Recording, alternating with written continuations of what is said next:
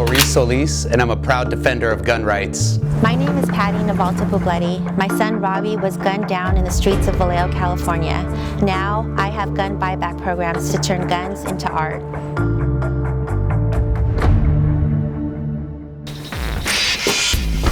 Right this way. Voila! M1216 shotgun, a custom Izmash, Bulgarian mil-spec, Chinese SKS. There we are. I don't want people to take them away from me, no.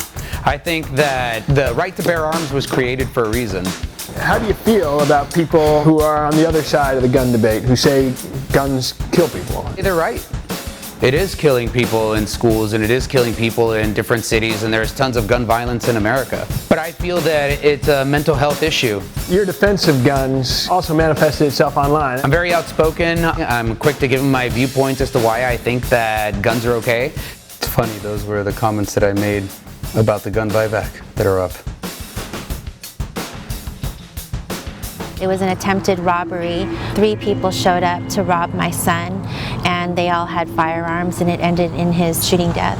How old was your son? 23. That week in particular, he was about to get hired full-time, so he had laid out his suit for his job interview, and then that was the suit that we ended up burying him in. It dawns on me when I get these buckets of firearms that one day I might have the pieces of the gun that killed my son and not even know it. We're heading to our storage room for the foundation, and this is where we put all the decommissioned gun parts before we're ready. And these are guns that are directly related to crime, so it's a very heavy feeling because most of these guns were connected to homicides, robberies, all kinds of violent crime, and now they're here waiting to get transformed and turned into art to raise awareness about gun violence. I didn't know anything about Pati at the time. We hadn't met yet, and it was just a post that popped up on Facebook that I felt I had to comment on.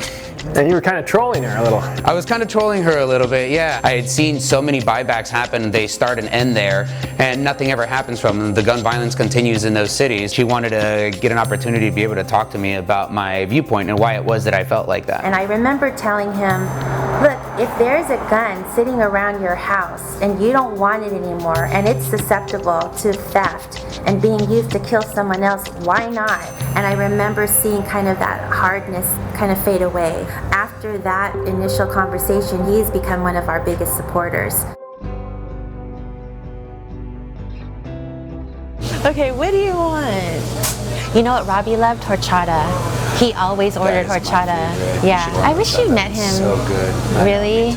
I think you would have had so much in common. I kind of like. Yeah. I've been such a supporter of the NRA for years, up until last year. Is when they refused to do like extensive national databases. They refused to move the age from 18. They voted everything down, and that just wasn't sensible to me, and I can't back that. I unfollowed you during that time when you were posting pro NRA stuff. I didn't want to see your stuff. I was thinking if I'm still going to be friends with him, I just can't see what he's posting. I mean, I can see how that would be hard.